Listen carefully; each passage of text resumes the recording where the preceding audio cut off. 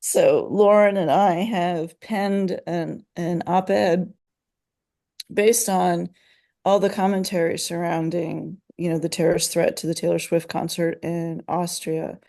And mainly because the immediate response always is to look for, the motivation of the three individuals, or at least the one individual who was known, I guess, initially to have been involved. And obviously, everybody knows that they first zeroed in on his connection or his affiliation or self affiliation with ISIS-K, ISIS Khorasan. And, I think it's understandable. Of course, that is an actual terrorist threat, ISIS Khorasan, and they have made no, they're not, they haven't waffled whatsoever about their use of terrorism and the targets and all of that. So I'm not saying that that isn't a concern and a thread that they should, of course, pull on, nor is it, that we don't have youth who are vulnerable to the narratives, whether it's ISIS-K or somebody else. Of course we do. We have, especially in that age range, those early teenage years to late teenage years, and even early in the 20s, you see so many young men who are suffering from a feeling of alienation, isolation. They don't have any sense of belonging somewhere. And so they're very vulnerable to that. And these terrorist groups, not just ISIS-K, but all terrorist groups, have gotten very savvy about how to use that vulnerability, exploit that vulnerability, and really pull people in.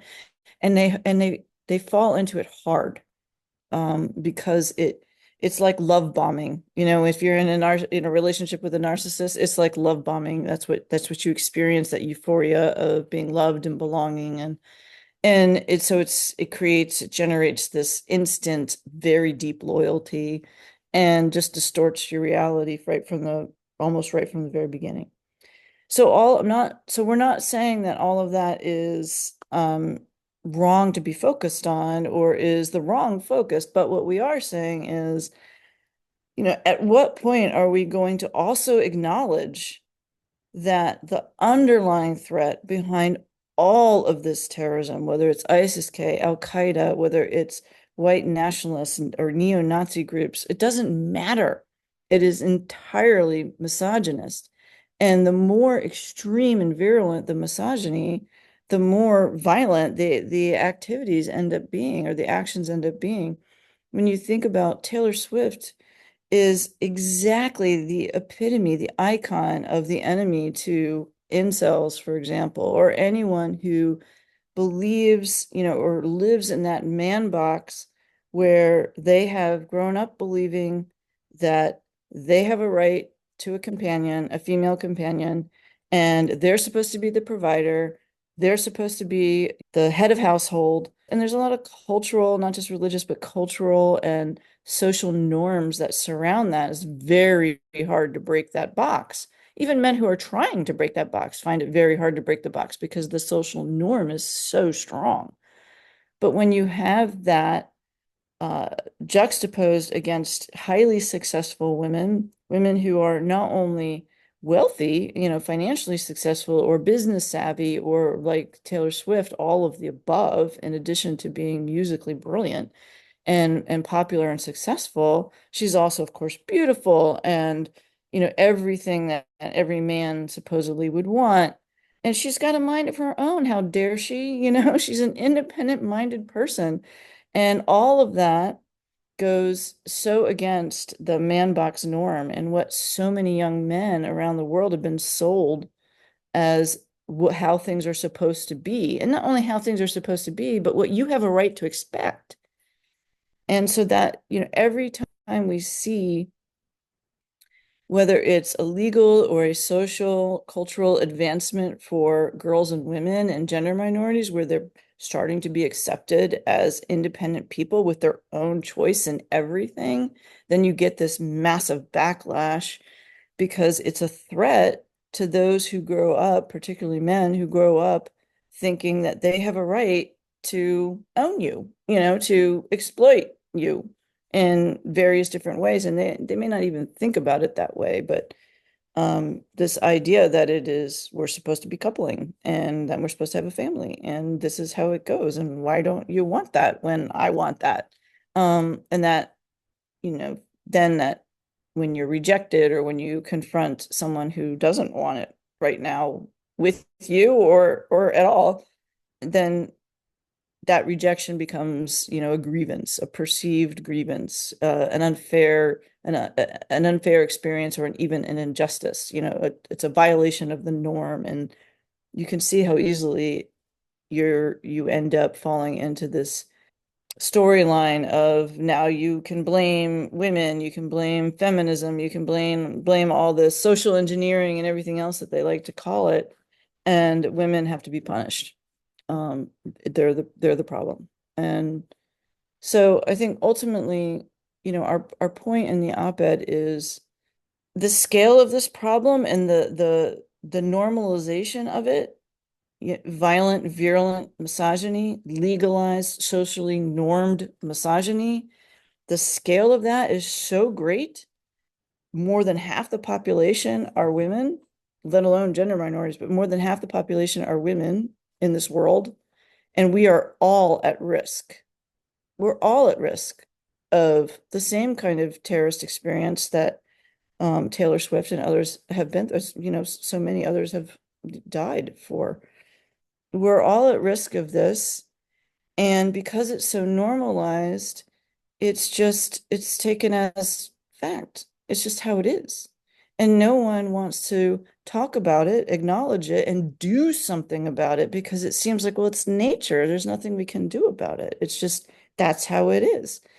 And I disagree with that. And the reason I disagree with that is because when I've, followed terrorist groups from during the Cold War to after the global jihadist movement and the war on terror, 35 years of following terrorist groups of all kinds, all ideologies, all age ranges, all types of tactics, all places in the world. The one thing that is very clear is that sense of injustice has to be a part of your narrative if you're going to have followers. And most terrorist groups tap into and appropriate the legitimate grievance of a populace. And they appropriate it, they steal it, they twist it, they distort it. But they're tapping into something that is felt, that is really felt. And when they do that, then the poor population doesn't have its actual grievances addressed. But when you think about that if you're just engaging in terrorism for no mission purpose, like you don't have a grievance or you don't have a grander strategy or a different end state that you want to create, then no one's going to follow you, right? Then you're just a criminal, you're just a murderer or an arsonist or, bomber or whatever. But in order for it to be that sort of social political type of goal and that terrorist goal, then you're always tapping into that sense of grievance, that sense of injustice. And again, in most cases, it's actual injustice. But of all the people in the world who have faced systemic injustice at the most massive scale globally, it's women. For thousands and thousands of years, women have been on the losing end of the imbalance of power ever since the patriarchy was born, with civilization and settled society and all that. So women have had more reason for longer and in more numbers around the world to become terrorists than any other population, any other single population. And yet you have never seen that happen. Yes, women join some terrorist groups, but there has never been a terrorist ideology or a terrorist group or terrorist movement or terrorist leader who is trying to install women into power. They are all out there fighting for the continuation of patriarchal norms. So then, if that's the case, then there is some way to teach people not to use terrorism. If you're going to say that women aren't violent, I don't believe that because women engage in violence too.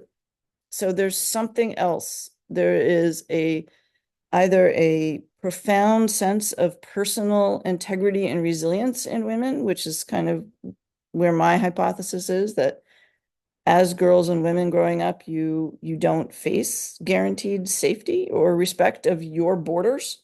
If you imagine your body as the borders, that's always potentially violated. It is certainly always under threat. You don't grow up with this idea that it's going to always be safe and respected. So you have to have a much stronger sense of security that is about your personal integrity, who you are inside. You choose who that is. Nobody else can threaten that out of you. And because we have that, and we don't see violence as ending who we are, it's horrific and it's terrifying, but it doesn't end who we are if we don't choose it to. So I think that that sense of security is what we need to be teaching boys and young men, that it's not about being the, king of the hill, having the largest house, having the biggest bank account, having the biggest anything, if you know what I mean.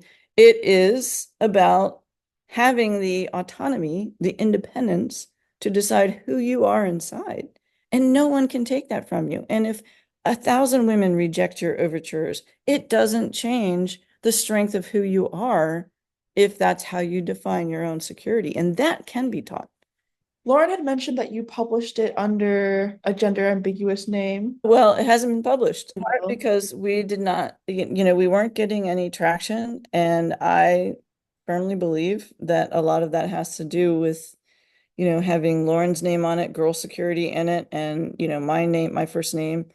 And it just, the bias out there of, this is just women talking, complaining again about their issue, right? Their issue. And so I wanted to do kind of a social experiment and remove the reference to girl security and just do GM Bennett. Don't refer to any, gender when referring to me and see what happens. We did the same thing with another op-ed that we wrote that also wasn't getting any traction, and I believe for the same reason.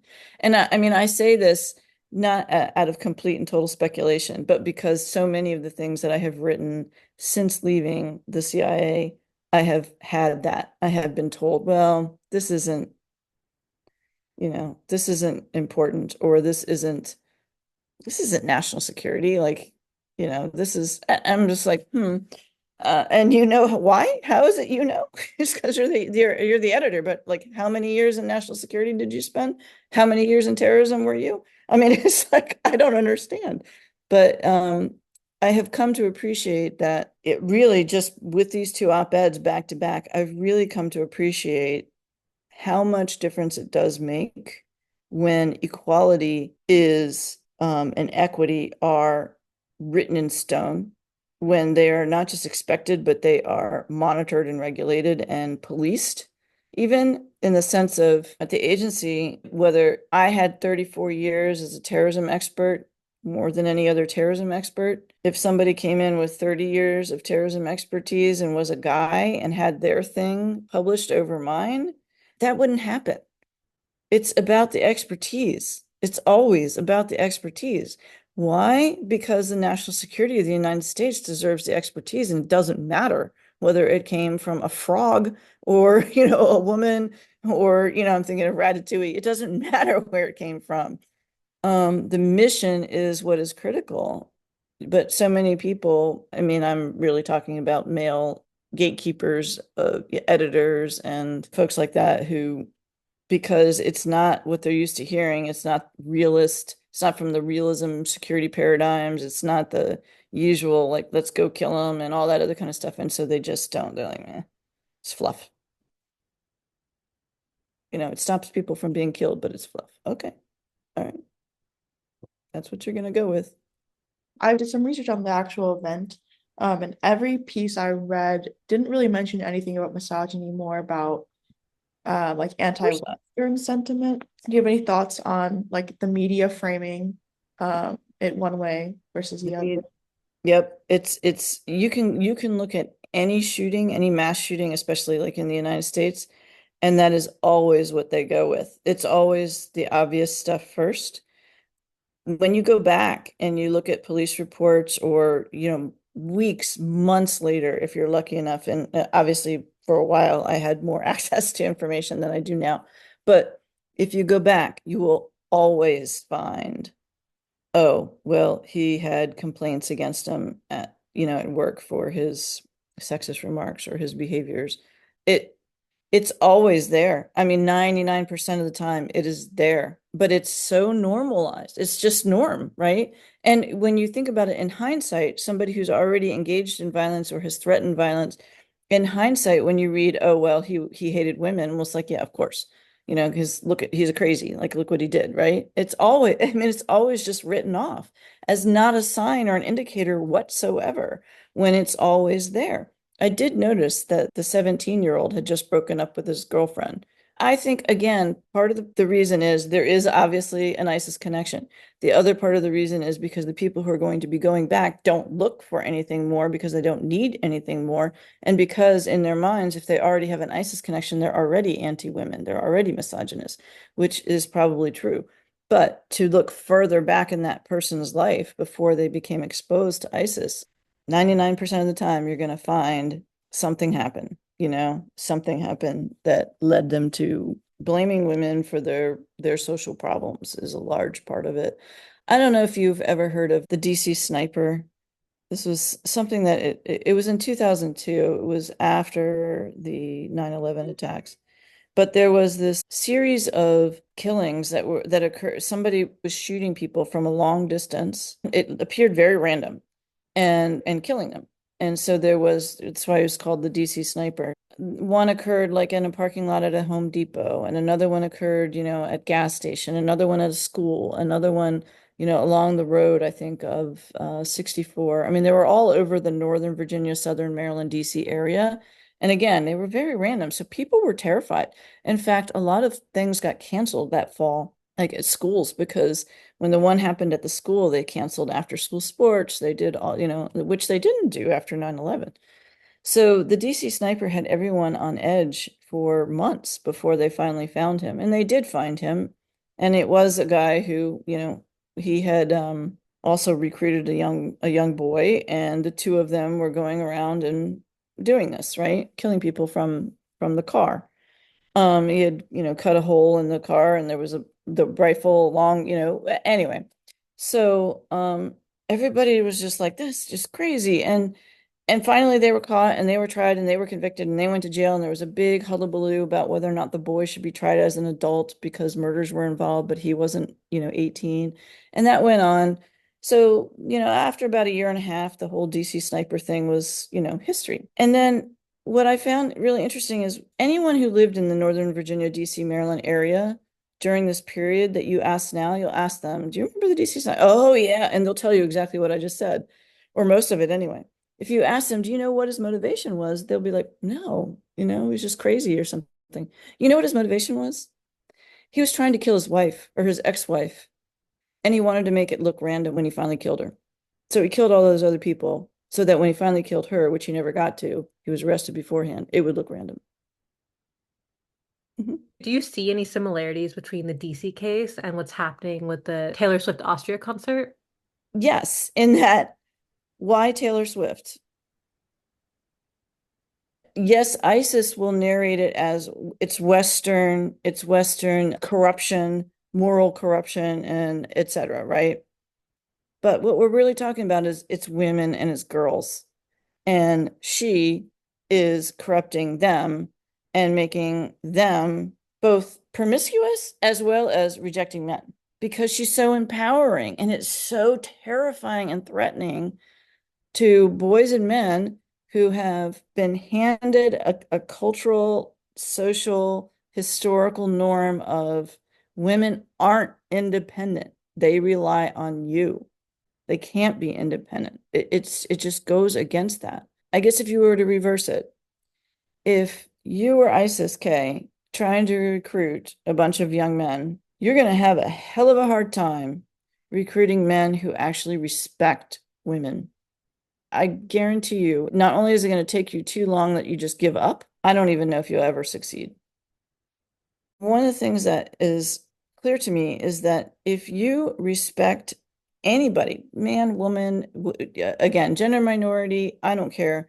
If you respect someone else's right to choose who they are and what they want, just to someone else has the same right that you do of independence of identity, you have absolutely no right to change who that person decides they are. Once you get in that headspace, that's mutual respect, right? You are expecting other people to respect your definition of you and who you are and your life experience and everything else. Well, you have to give that same to them. Once you do that, you have created a bond with that person, that mutual respect for each other's autonomy as individuals with the same set of inalienable rights.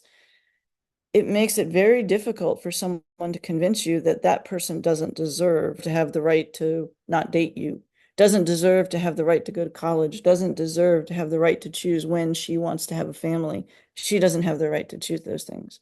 If you actually respect that everyone has the same kind of, right to being presumed their own person as you do, it makes it a lot harder for you to be vulnerable. So much harder. And if you respect yourself, it makes it a lot harder for you to feel threatened and to feel then like you have to blame somebody because you can stand there all day long and tell me I'm an idiot. I don't care. I'm going to think you're kind of nuts, but you can do it all day, but it's not going to change how I feel about myself. I'm going to realize that you just don't understand, and I'm going to write that off. I'm not going to feel like I need to punch you because of that. Do you know what I mean?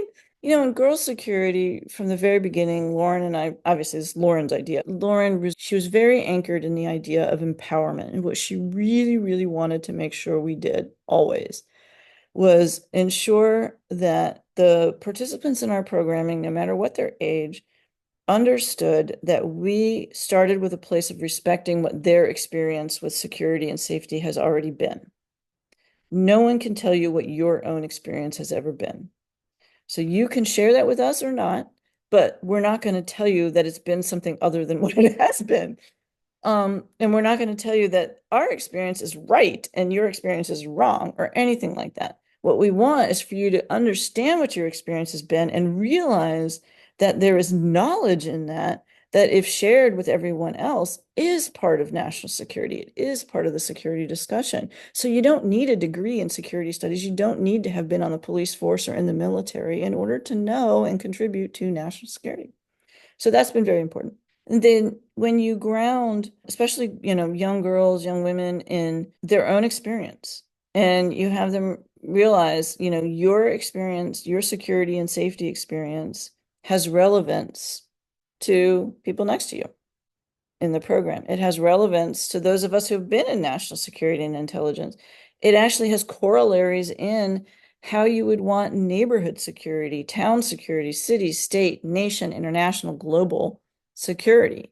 It all has corollaries because at the end of the day, we make a distinction between safety and security in that this is a combo. Safety does not guarantee security and security doesn't guarantee safety. If you really want them both, and you do, then you have to understand that what you've experienced in terms of sense of vulnerability, again, as a girl, woman, or gender minority, you're going to feel that sense of vulnerability. I mean, people with alternatively abled people and disabled people and neurodiverse people all experience a sense of vulnerability.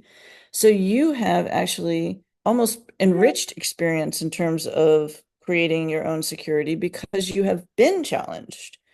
So with that challenge then comes a better understanding, a more nuanced understanding of how to be secure as a person. Same thing with a country. If the United States were never threatened, it would never really develop a sense of security. We can be safe, but we're only secure when we continue to believe we are who we are, that we are Americans, that we are part of the United States of America. If our borders are invaded, chances are we're going to suffer. It's going to hurt. There's, obviously we lose our safety as we did with terrorist attacks, things like that. But if we don't become a caliphate or we don't become a communist country, then we are obviously still the United States of America. Hurt, but no less secure. if we continue to adhere to who we are. And so that's the conversation, right? Is your personal experience of safety and security. It doesn't have to be perfect. You can have had limited safety and still have a lot of security.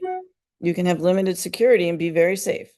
Right now in the United States, we have lots of safety and very little security. When you have the vast majority of Americans don't believe in the credibility of elections, we have a problem. When you have people who want to change the Constitution, we have a problem with security. So all that safety is great and we need it, but it has not delivered security and it does not guarantee security. When I talk to boys and young men, what I do is the other direction. I start with the international level and the national level because why? Because they have a tendency in their man box and their social upbringing and their educational upbringing to understand war, to understand international conflict, to have played soldier when they were little. This now they haven't gone to war, but they have understood it and it's been kind of their milieu for a lot longer. So they're good with starting up there. They think that's their space. Young girls don't necessarily feel like that's their space to talk about. Boys just are born thinking that's their space. So they're comfortable talking about it and they feel confident there. And that's important because when you don't feel confident, you don't get anywhere, right? So they feel confident, and I will talk to them about that, about international security, global trends, get them in that kind of conversation, talking about, what do you think about nuclear weapons? And, if you were a country that didn't have any nuclear weapons and you don't have that deterrent power, how do you feel? Where's your safety going? Where's your sense of security going? And we talk it down and further until we get to the place of, okay, well, what if you're safe and you've got your deterrent power and you're feeling pretty good about that, but then you realize that this country over here, Farlandia, has influenced the outcome of your elections. And in fact, your government is now run by people who you didn't actually choose. Somebody else did. How do you feel about that? Do you feel secure? No. So you might feel safe, but do you feel secure? Absolutely not. So once we get into that space of understanding that your security also is about your autonomy of choosing who you are and defining yourself and your principles and all that, then you have the ability to talk about how important that is between men and women, between girls and boys, between you and you. They don't get that conversation. And I think that's where thinking about that's the kind of stuff that I'm talking about. We keep ignoring and saying, oh, it's too big of a problem. No, it really isn't. It's a conversation.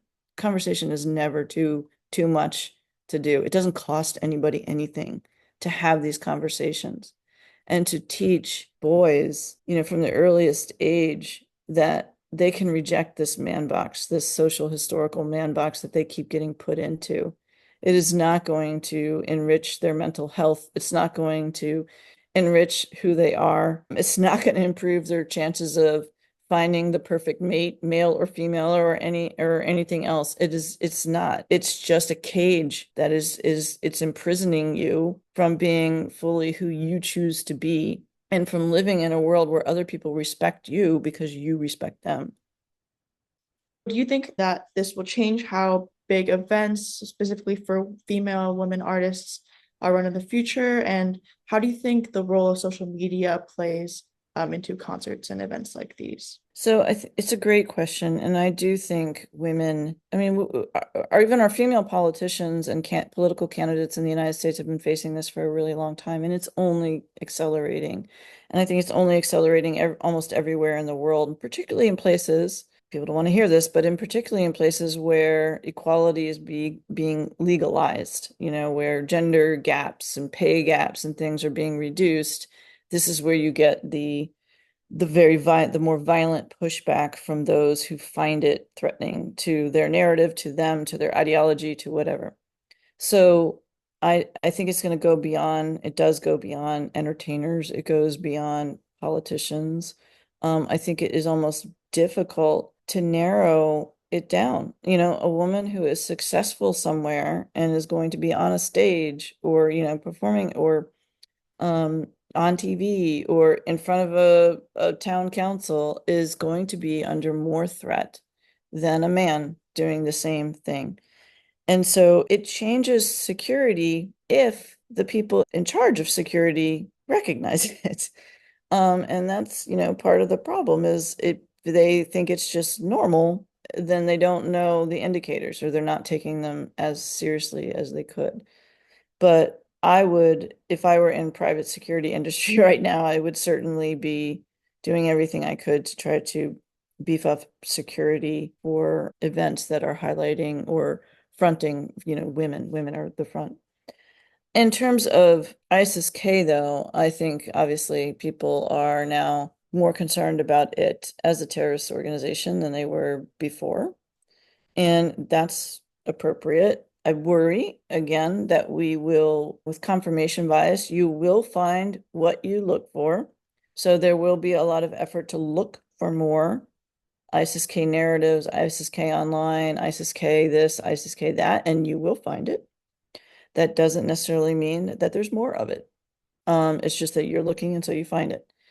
And what we won't look for are, again, like I said, some of those earlier indicators of social and political alienation, social alienation, especially among young men, feelings of misogyny, dislike, distrust of girls and women, maybe mothers, whatever. So we won't look for that, and so we won't find it. But I come from a different sort of philosophy when it comes to the online space. I tend to be the kind of person who just believes noise is better. I mean, I just believe in a freely online space. We are not going to regulate speech and communication online. I'm not even sure that should be a goal. I mean, ethically speaking, I have difficulty with that as a goal, because I ultimately believe that if you believe in good over evil, if you believe the power of words to motivate and to empower and make positive change over the power of words to hurt in the long run, that belief is also not without substantial risk. You will be disappointed many, many times, but that doesn't, for me, it doesn't dissuade that I continue to believe that. I truly believe people are more attracted to good than bad. And when there's not enough good, not enough role models, not enough good stuff being said, not enough empowering, positive, optimistic, but real, I don't mean just like words, real, genuine opportunity being presented to people, then they'll go to blame and they'll go to bad. But I think if you were to have a wrestling match between the two, good would always win. So I'm more of a believer in more is better than less, and regulating, and I think is a to me it's like a hamster wheel, you're just never going to be ahead of it ever. You said something earlier that sparked another question I had. You were talking about how like women have it worse when it comes to public facing events and the way that they're criticized and just acknowledged by the public. And the first thing that came to my mind was like gender disinformation. And I thought how it's so clear that when we look at a man versus a woman, how gender disinformation is much more targeted, much more spiteful and hurtful. I just wanted to add that as a comment. Yeah, no, and I agree. And the irony of that, I wonder if you told the people who were doing that, which, tend to be men, where, you hear like Trump say she's nasty or she's ugly or whatever, like, and he thinks somehow or another that hurts, right? But we're so used to being attacked verbally and physically, we are so used to it. And again, I think more women, not all, but more women have an internal resilience. We're impenetrable. Our resolve and our sense of self is so much stronger.